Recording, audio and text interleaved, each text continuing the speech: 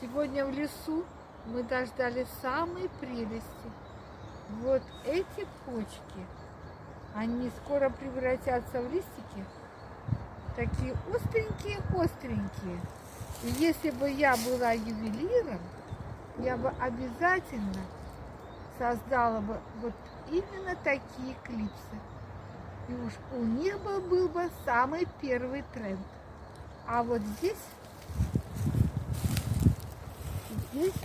наш чистотел тоже пышненький такой. И тоже радость. Вот это. Радость большая.